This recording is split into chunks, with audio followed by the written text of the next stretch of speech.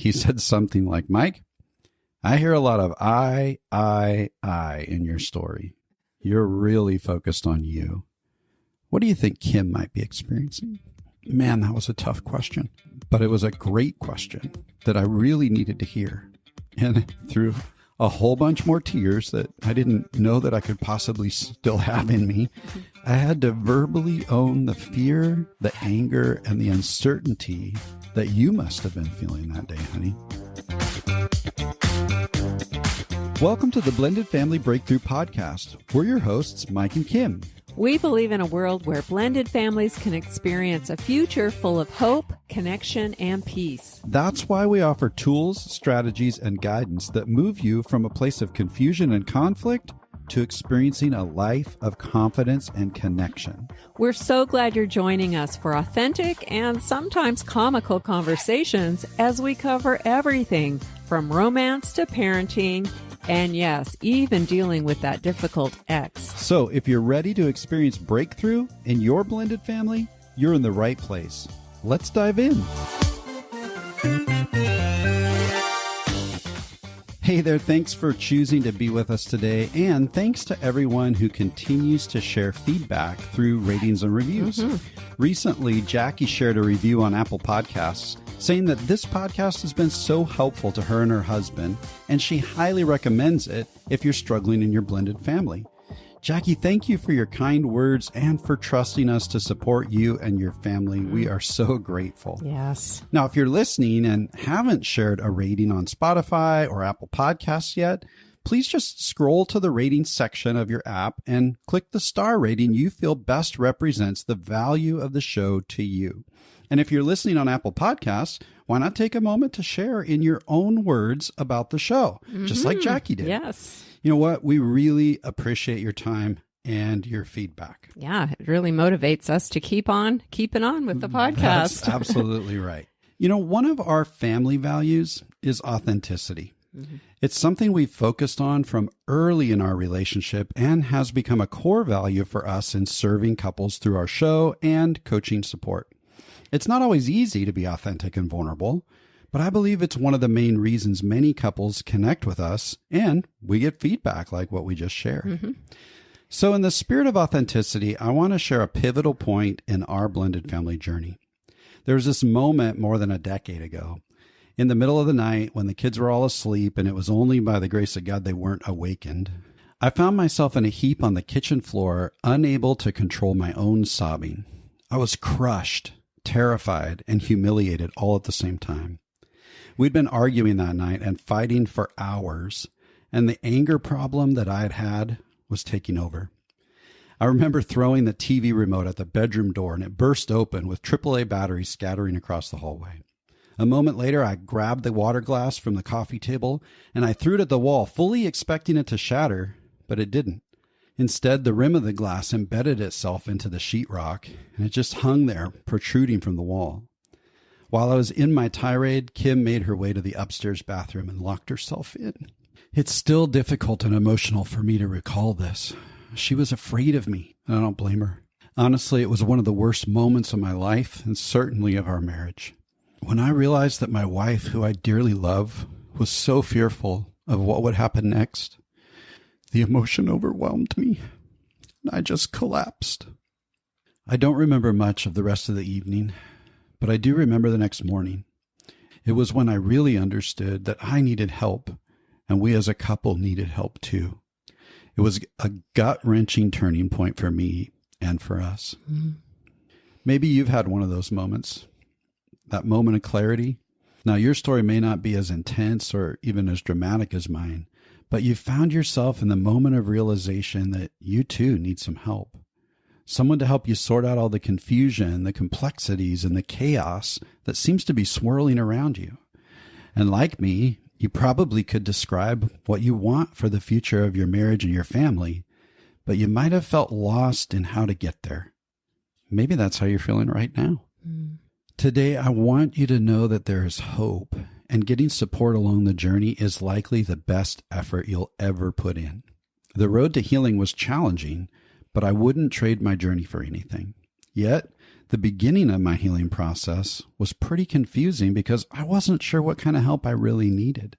I'd already attempted counseling at different points of my life, and it had done me some good, but I also wanted some practical step-by-step guidance on what to do on a daily basis to bring change to our home.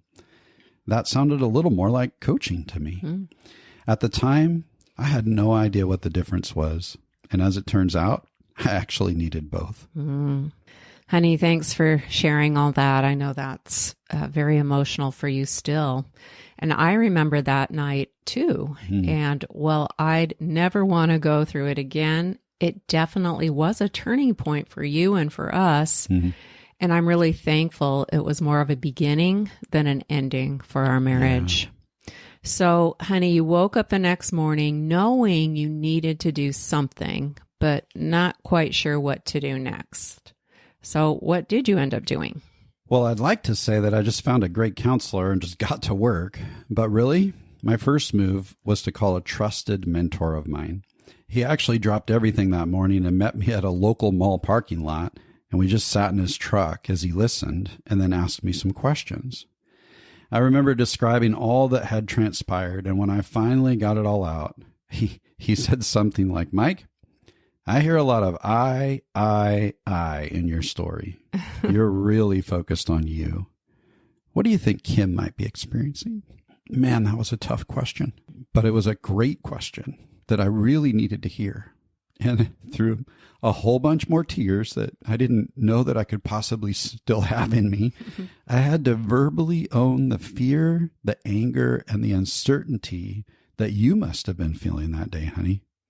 So it sounds like your mentor made you stop and really think about the whole situation. He didn't just try to be your buddy and agree with your side of the story. That's Is that right? exactly right. Okay. Yeah. And he kept asking me simple questions that actually forced me to examine the whole reality of our situation.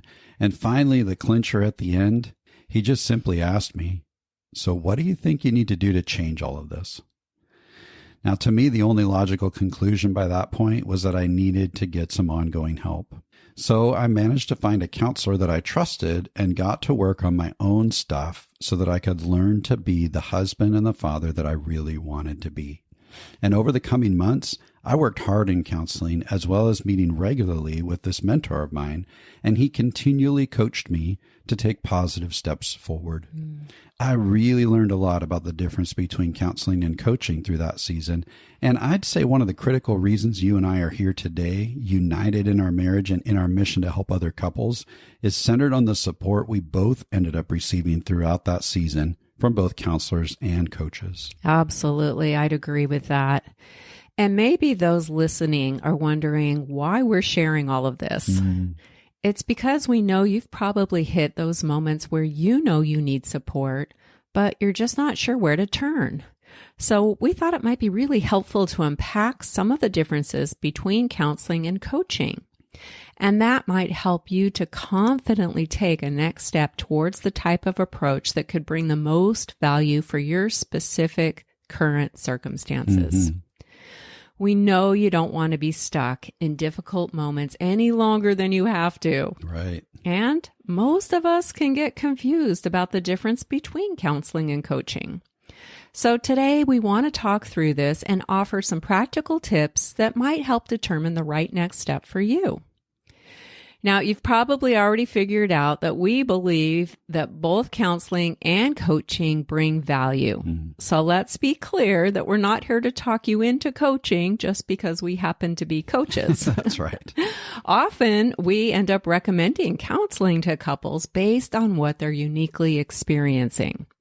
Our goal today is to help you make an informed decision so that you can work toward healthy change, reach specific goals, and achieve the outcomes you're really hoping for. Yes. And if you're feeling stuck at all, I hope that you'll choose a next step for yourself by the time this episode's over. That would be awesome. Yeah. I've heard it said that counseling works on the why of the problem, whereas coaching focuses on the how to get out of the problem.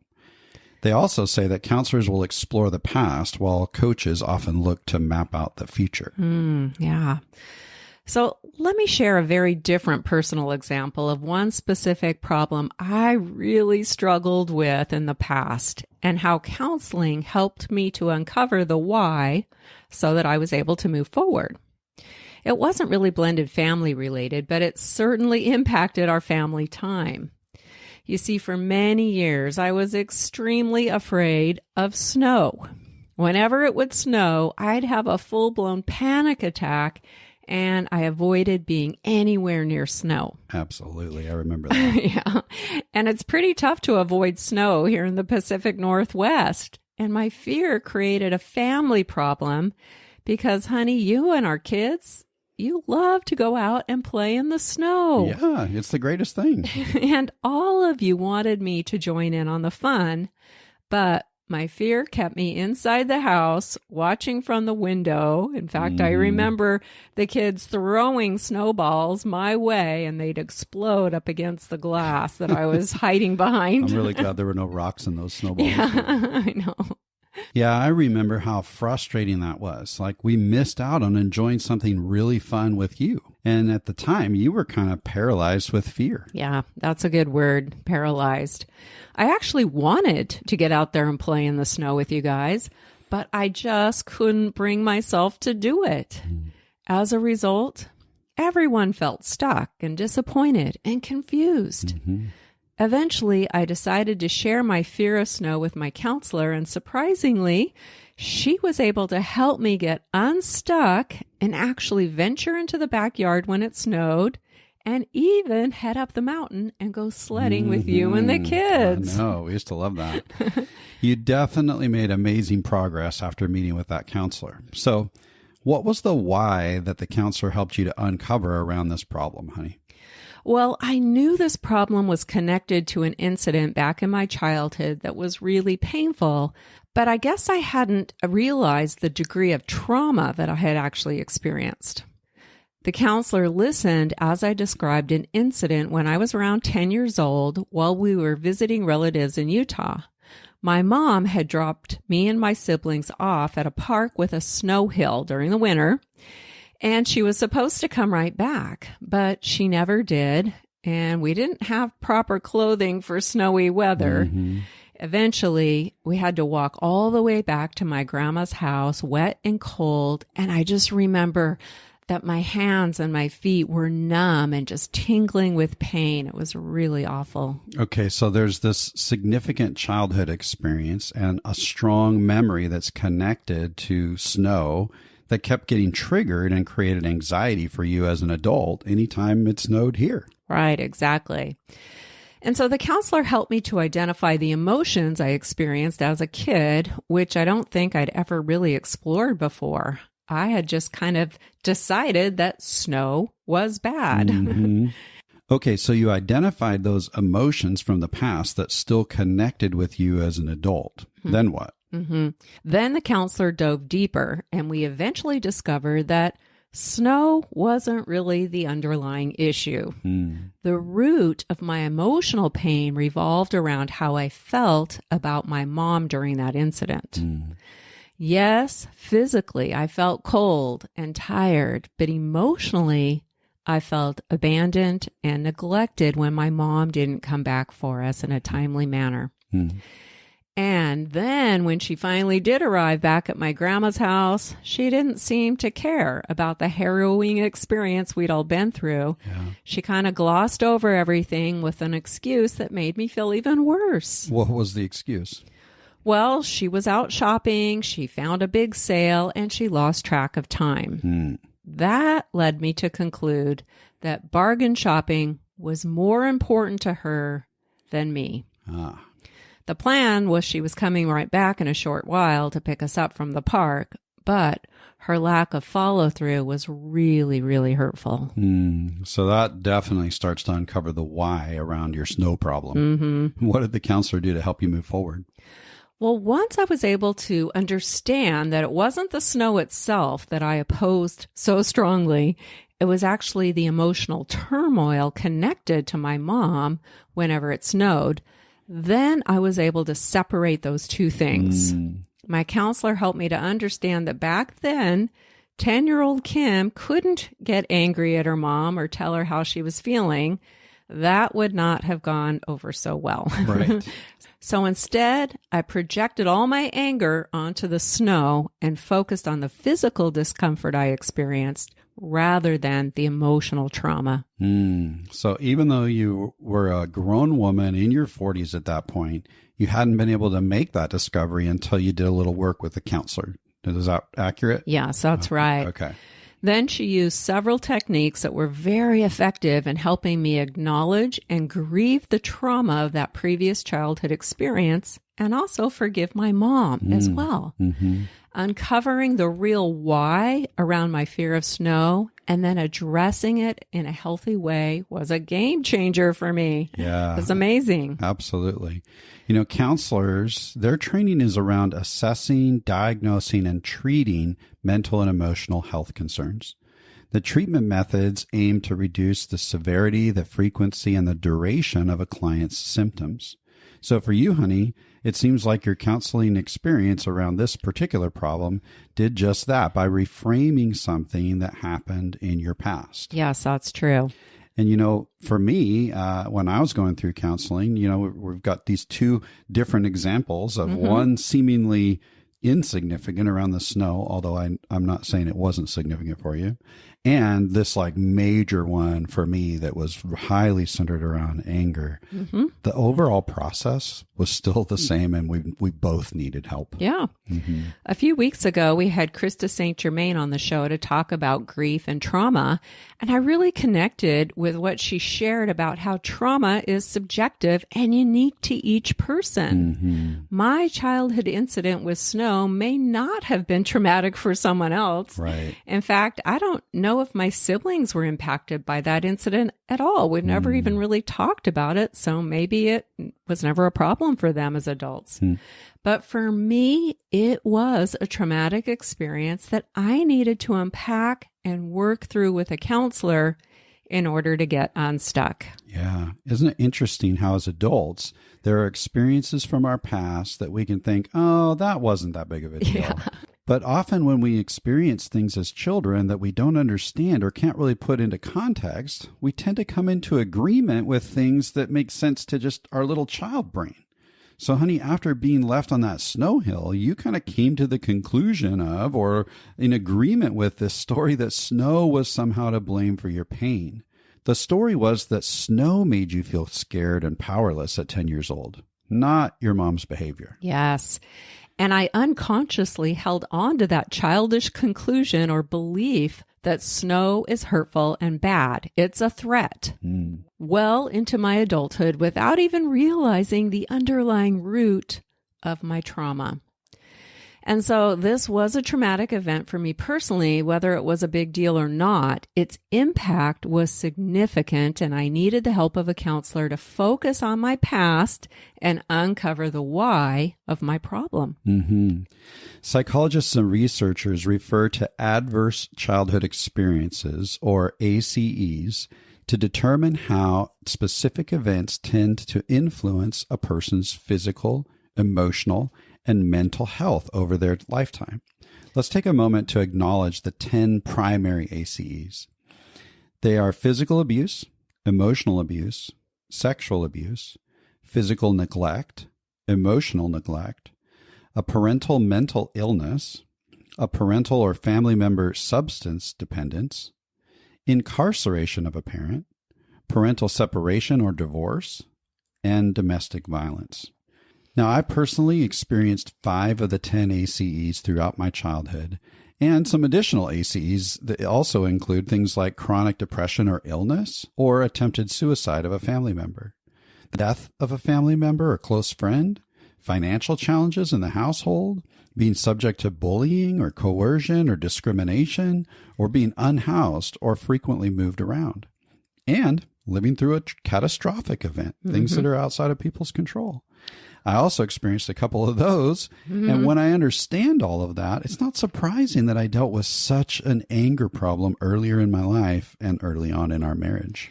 And the reason these events are classified as adverse childhood experiences is because they activate a person's stress response system, often and over long periods of time. The results of an ACE could include things like anxiety, depression, PTSD, phobias, insomnia, mood disorders, a substance use or eating disorder.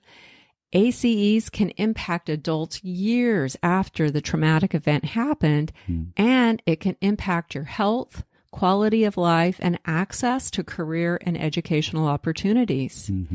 Any situation or event that leaves a child feeling terrified, helpless, at risk of danger, or in danger of being physically hurt can manifest later as an ACE. That's right. And research shows that ACEs can lead to chronic conditions like cancer and heart disease too, due to the toll and the stress that it takes on your body. ACEs can decrease a person's overall life expectancy by up to 20 years compared to a person who didn't live through any adverse childhood experiences. Wow. ACEs are something that we really need to pay attention to, particularly if you're experiencing chronic illness or any of those symptoms that Kim just mentioned as well. Some of which you were experiencing every time it snowed, honey. Is that right? Definitely. There was some phobia there and high anxiety. And I'm sure that throughout my snow hill incidents, my stress response system was highly activated, and it was certainly connected to the ACEs of physical and emotional neglect. I felt unsafe and unprotected by my primary caregiver. I was scared, helpless, and at risk of harm. I still remember thinking that I was for sure going to lose my fingers and toes because it felt like I must have frostbite. So both of us, honey, we've both experienced some of these ACEs, and counseling has been extremely helpful. Absolutely. I lost my mom at a really young age, which has had a significant impact not only on me, but my siblings as well. And like I shared, I've experienced much more than that. And the struggles that we've both had to face impacted our marriage and our family. But we've both done some deep work with a counselor around several of these ACEs that were having a negative impact on us. And that work made a positive difference in our relationship because it helped us to manage our emotions in tough moments and really break free from a lot of unhealthy patterns that we had set up. Yeah. Instead of walking around unconscious of what was going on for us internally, we actually had awareness and we could do something different. Yep. I always hold on to how our counselor explained it. She said that each of us came into our marriage with raw, unresolved wounds from the past. And whenever we'd experience conflict, my wounds would grind up against your wounds, and this would escalate our conflict and create intense pain, reinforcing those old wounds. That's right. But once we were each able to gain insight and healing around our wounds from the past, we were able to have some real empathy for each other and not take things so personally. That's right. Counseling was super empowering for us. And I'd say that it's one element that saved our relationship. I'd agree with that. And by the way, it really didn't take that long for us to get unstuck and move towards healthier patterns, both individually and as a couple. Yeah. The investment of time and money was so well worth it. Absolutely. And if you'd like to learn more about adverse childhood experiences for yourself or maybe for your children, we've put a link in the show notes to an article that describes the causes, signs, and effects of ACEs, as well as how to prevent and treat them. That's right. And by the way, if it's time for you to engage with a counselor, we highly recommend that you find one who has specific experience or training in blended family dynamics. We've heard from couples who've worked with counselors who didn't really understand the complexities of blending. And often well-meaning counselors are going to try to apply a first family or a first marriage approach to a blended couple, which can actually kind of make things worse. Yeah. And I'd say the same if you're looking for a coach as well. And so to make that easier for you, we're going to put a link in the show notes to a list of counselors and coaches that have received specific training for supporting blended family dynamics. So you can check that out, or at the very least, be sure to ask the counselor or the coach you're thinking of working with about their experience and training in blended families. Okay, honey, let's switch gears a bit and talk about a coaching approach to solving a problem. Yeah, great. In contrast to counselors, coaches don't provide a diagnosis or treat mental illness. A coaching approach is focused on creating actionable solutions to future goals, problem solving, and moving beyond barriers that might be keeping a client stuck. Right. So, honey, that's what your mentor was doing, right? When we were stuck as a couple, is that right? Absolutely. And he didn't really know he was doing that at the time, actually. Since then, I've worked with professional coaches and become a certified life coach myself. And now when I look back on that conversation with my mentor in his truck that morning, I realize that he just naturally was able to take a coaching approach with me. Okay, so as a coach, you're trained in leading a series of intentional conversations that empower a person to solve their own problems, reach goals, and develop their own self-leadership skills in the process. Mm-hmm. How might you have applied that with my snow problem? Well, if I were coaching you, I would have asked a lot of questions. I probably would have started with something like, hey, what might be different in your life if you could go out and enjoy the snow with your family? Mm-hmm. What I'd want is for you to connect a goal or a hope to getting beyond the barrier and then explore some different practical ways for you to do that. Probably everything from figuring out how to dress for warmth to possibly exploring the root of your fear and encouraging you maybe to work with that counselor on that. And if you had a coach that had helped you during that season, you might have actually gotten to work with that counselor even sooner than you actually did. Yeah. Working with my counselor may have become one of my action steps to move forward. Exactly. So what I've discovered as a coach is I ask questions and do more listening than I do talking. So I help clients generate their own ideas and tap into their experience to help expand their thinking. Now, generally, coaches don't give a lot of recommendations. They actually empower their clients to choose a path forward, which is one way that we serve couples that we work with. Mm-hmm. Although we also blend that with a lot of teaching as well. And again, we want to be really clear here. We don't believe that one approach is better or more effective than the other. Mm-hmm. In fact, it's often helpful to engage in both counseling and coaching in different seasons and around different problems. Mm-hmm. The key is to determine which approach makes the most sense to you. That's right. So let's explore a few questions that you might ask yourself to help you to choose a next step. Here's the first question. Am I open to exploring how difficult events in my past might be having a negative impact on my life today? Some of this could be childhood stuff, or maybe it's residual pain from your previous marriage, or something else that tends to trigger difficult emotions in you today. Mm-hmm. I ran across a quote I can relate to from Mandy Hale. It says this: "Growth is painful. Change is painful. But nothing is as painful as staying stuck somewhere you don't belong." I like that. For me, when the pain of being stuck eventually becomes greater than my perceived pain of change, that's when I know I'm ready and open to the process of deeper healing, growth, and change. Mm-hmm, absolutely. And, I was kind of raised to think that we shouldn't dwell on the past. My life approach was just to pull myself up by the bootstraps and move on, just get over it, right? So for a time, I actually wasn't really open to exploring any of this.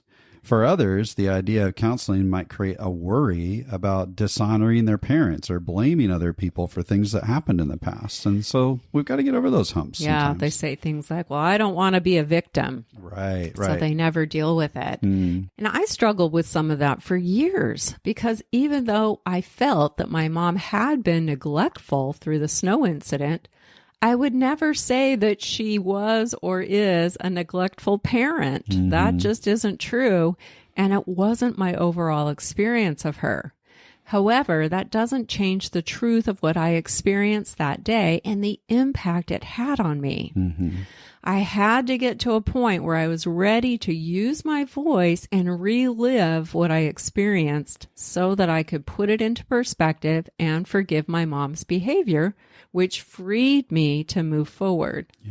But for someone who isn't open or ready to exploring the past and embracing new growth and healing, counseling or coaching can sometimes be a waste of time and money. Mm-hmm. In fact, we've known people who went through counseling, quote unquote, and came away saying, oh, it didn't really help me. But after asking a few questions, it's clear that they only shared about surface level issues in their current adult life. They really held back from going deep and discussing traumatic experiences from their past. Mm-hmm. And so, of course, for someone who isn't open or ready to go there, counseling may not help them to move forward much. Right. The reality is that counselors are well trained at helping people recover from past experiences and achieve what Krista St. Germain referred to a few weeks ago as post-traumatic growth, to actually experience a higher degree of wellness beyond the trauma.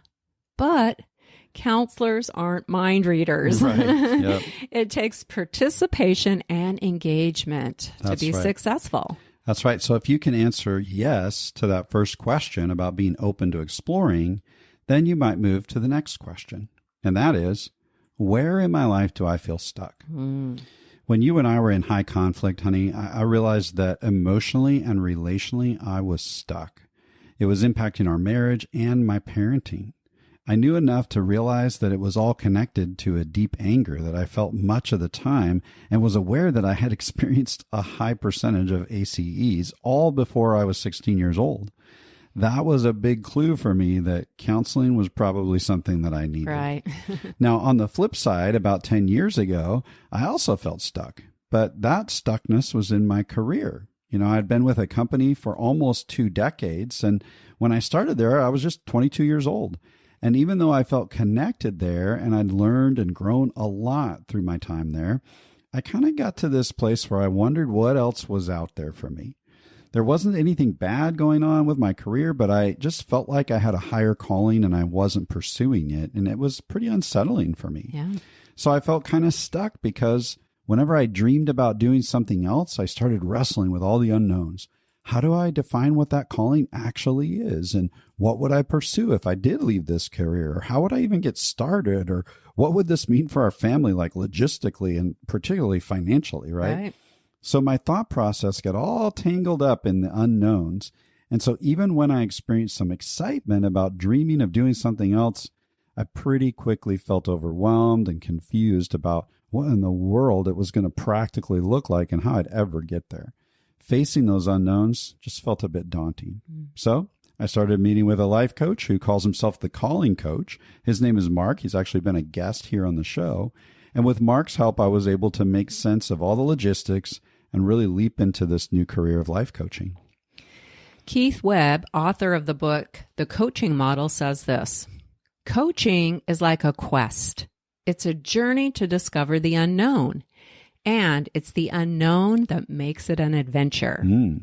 I love that description because your quest, honey, of becoming a life coach has led us on this amazing adventure of coaching blended family couples. About 5 months after you started your quest, I also switched careers and joined you. Yep. And it really does feel like this is our calling. It's what we were meant to be doing, what we're supposed to be doing with our lives at this stage. Absolutely. I totally agree, honey. And it's true that many coaches specialize in specific areas based on their interests and their life experiences. Lived experience can go a long way in supporting another person through a similar challenge or change. And if you've been listening to the show for any length of time, you already know that we've lived the blended family life experience and we have a passion for helping others to blend well and live out their dreams.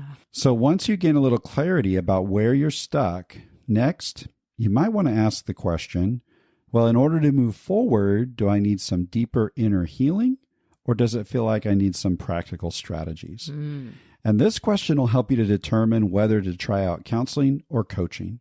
When I was stuck in my internal anger, I knew I needed deeper inner healing. It was impacting every area of my life, my marriage, my parenting, even my professional life. Strategies weren't going to cut it. I needed more peace. Then I could apply some strategies once I got that. As I began to heal that anger, my mentor kept coaching me, and I learned many practical strategies for things like communication and parenting and relationships. I connected with a second mentor, and he helped me continue with that same coaching approach. So for me, I needed both coaching and counseling in different seasons of the journey.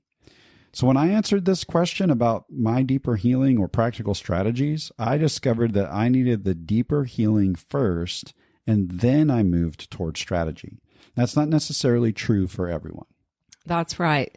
Some people aren't dealing with deep wounds. They just don't know what they don't know, and they need some help strategizing some next steps forward. That's right. So once you've identified which direction you want to head, deeper healing through counseling or strategizing through coaching, it can be helpful to confirm that with one more question, which is, what does success look like for me? If you find yourself describing things like goals you have for yourself 3 months, 6 months, or even 5 years from now, you might want to try out coaching. Your answer to that might sound something like, I just want to learn how to respond with more kindness when my spouse says or does this or that. Or I want to show up for my kids in a loving way and set clear boundaries, but I'm not really sure how to do that. These might be clues that success for you is rooted more in strategies. Or maybe you've got a goal that's focused on your career or your personal growth. You might even narrow it in on more specific areas that you'd like to improve, such as healthy boundaries with others, assertive communication, vulnerability. Maybe you'd like to gain a stronger sense of self-worth or grow in your confidence or competence in some area. I'm not much of a goal setter kind of person. So I kind of turn that question around and I ask, what's something I wish that I'd focused on 6 months or a year ago? And what would be better now if I'd taken action? And what's holding me back from focusing on that now? I have to kind of do a little gut check. This is a self-coaching approach that works well for me because usually the answer to that second part, what's holding me back, is that I haven't gotten the help I need to move forward. I've wasted time simply staying stuck. Right. Now, I personally don't always have a growth mindset, and so asking myself this usually motivates me to reach out and finally get some help. And if you feel like you or maybe your partner could move towards more of a growth mindset, we'll put a link to episode 165 in the show notes, which is called How Important is Your Mindset When It Comes to Blended Family Life? And this might bring some value for you moving forward around that. That's right. Now, on the flip side, if you hear yourself describing goals like, I just want to experience a little peace in my life, or I've got to find a way to stop hiding from or avoiding the negative emotions I keep feeling, or maybe I've got to curb that inner voice of worthlessness or judgment, that might be a clue that counseling could be a good next step. If for you describing success sounds less practically definitive and more rooted in a depth of pain that you struggle to share with others, it might be a clue to move toward counseling. Like my anger. I had no definitive goal. I just knew that life in general couldn't be as painful as it actually felt to me at the time. So we want to invite you to think about where you're stuck right now. Is it time for some support? Now that you better understand the difference between counseling that focuses more on the underlying why and coaching that explores the how and helps define those practical steps toward your defined goal, I want you to take some time to just answer those questions for yourself. Here they are again. Am I open to exploring how difficult events in my past might be having a negative impact on my life today? Where in my life do I feel stuck? In order to move forward, do I need some deeper inner healing, or does it feel like I need some practical strategies? And what does success look like for me? Hey, we hope this gives you some confidence in your next steps and a little more insight into the differences between counseling and coaching. You don't have to stay stuck where you are. Growth is possible for you, just as it has been for us. And usually, all we need is a little help along the way. That's right.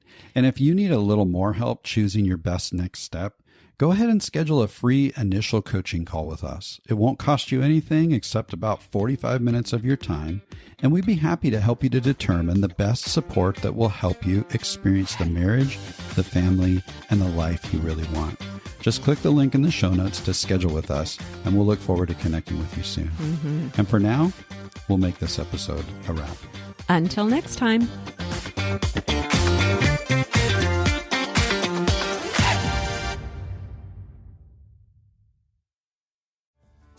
Does it ever feel like people just don't get how tough it is to blend a family?